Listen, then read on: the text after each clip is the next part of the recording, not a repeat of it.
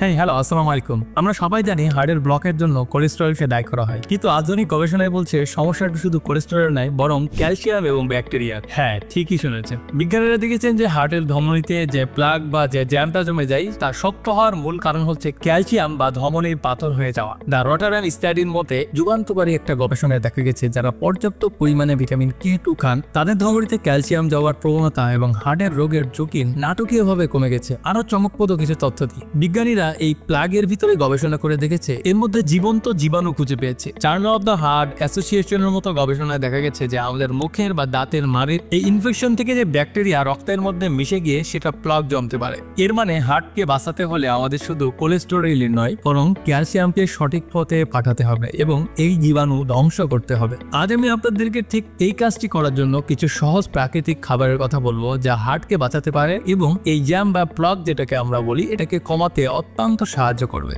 এটা কোনো কঠিন রকেট সায়েন্স নয়, শুধু বিজ্ঞানসম্মত কিছু খাবার যা আপনি আজ থেকে শুরু করতে পারেন। তো হ্যালো এভরিওয়ান, আমি ডাক্তার বিলাল আহমেদ। তো আমার মিশন এবং ভিশন আপনাদের সকলকে সম্পূর্ণ সাইড এফেক্ট ছাড়া কিভাবে সুস্থ রাখা যায়। তো আপনি যদি আমাদের চ্যানেলে নতুন হয়ে থাকেন তাহলে অবশ্যই চ্যানেলটি সাবস্ক্রাইব করে আমাদের সাথেই থাকবেন। তো চলুন শুরু করা যায়। প্রথমে আমরা জানবো যে আমাদের রক্তের ধমনীর মধ্যে যে প্লাগটা জমে এটা কি এবং এটা কেন হয়। খুব সহজ ভাষায় আমরা এটা আগে জেনে আসি। ভাবুন আপনার রক্তনালী হলো একটি পরিষ্কার পানির পাইপ। যদি সেই পাইপের ভিতর ধীরে ধীরে ময়লা, শ্যাওলা এবং জং ধরতে থাকে, সেই পাইপের মধ্যে থেকে যে পানিগুলো যায় সেগুলো কিন্তু একটা সময় আর যেতে পারবে না।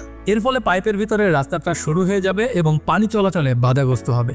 ঠিক এভাবেই আমাদের রক্তনালীর ভিতরে কোলেস্টেরল, ক্যালসিয়াম আরো কিছু কোষ মিলে একটা আঠালো, শক্ত এবং ময়লার স্তর পড়তে থাকে, আর সেখান থেকেই আমাদের রক্তনালীর মধ্যে তৈরি হয় প্লাগ। কিন্তু কথা হচ্ছে এই জ্যামটা শুরু হয় কেন? রাস্তার মধ্যে বিভিন্ন অনেক পরিমাণে গাড়ি থাকে, এই কারণে একটা গাড়ি আরেকটা গাড়ির সাথে মিলতে গিয়ে এই জ্যামটা তৈরি করে। কিন্তু আমাদের রক্তনালীর মধ্যে জ্যামটা কিভাবে তৈরি হয়? ধরুন আপনার রক্তনালী হলো একটা মসৃণ রাস্তা। এখন যদি সেই রাস্তায় অতিরিক্ত চিনি, ভাজা পোড়া বা মানসিক চাপের কারণে একটা গর্ত বা ফাটল তৈরি হয়, তখন আপনার বডি সেটাকে মেরামত করতে চায়। এই মেরামত করার জিনিস হিসেবে শরীর কোলেস্টেরল এবং ক্যালসিয়াম সেখানে পাঠায়। কিন্তু যদি আপনার জীবনযাত্রা ঠিক না থাকে তবে এই মেরামতের কাজটা চলতেই থাকে আর গর্তের উপর একের পর এক ব্যান্ডেজ লাগাতেই থাকে আপনার বডি। এইবার ধরুন আপনার একটা রাস্তায় এইখানে একটা গর্ত হয়েছে, প্রত্যেকদিন এখানে গর্ত হচ্ছে আর প্রতিদিন এখানে আপনি ব্যান্ডেজ লাগাচ্ছে। একটা সময় এই ব্যান্ডেজ জমতে জমতে জমতে জমতে সেই জায়গাটায় উঁচু হয়ে যায়। এই রাস্তা দিয়ে কিন্তু বিভিন্ন ধরনের গাড়ি যায়। একটা সময় যদি ব্যান্ডেজ লাগাতে লাগাতে লাগাতে লাগাতে এই জায়গাটা যদি উঁচু হয়ে যায় তখন কিন্তু এই গাড়িগুলো আর যেতে পারবে না।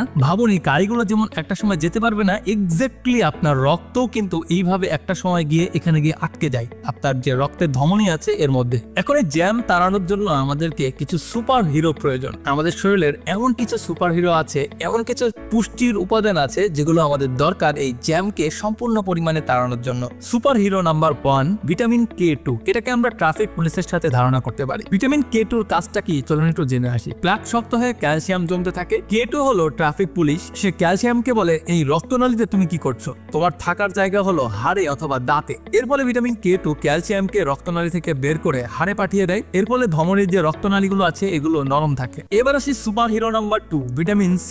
এটাকে আমরা দেওয়ালের রাজমিস্ত্রির সাথে তুলনা করতে পারি। এর কাজটা হলো আমরা বলেছিলাম যে রক্তনালীতে ক্ষত বা গর্ত হলে সমস্যার সৃষ্টি হয়। ভিটামিন C হলো সেই রাজমিস্ত্রি যে এই দেওয়ালের ক্ষতগুলো সারানোর কাজ করে থাকে। এবং এর আগে আমরা বলেছিলাম যে কিছু জীবাণু তার মধ্যে গিয়ে বাসা বাঁধে এবং শক্ত যে খোলস তৈরি করে। ভিটামিন C কিন্তু সেই জীবাণুদের শক্ত খোলস ভাঙতেও সাহায্য করে। এবার আসি super hero number 3 vitamin E।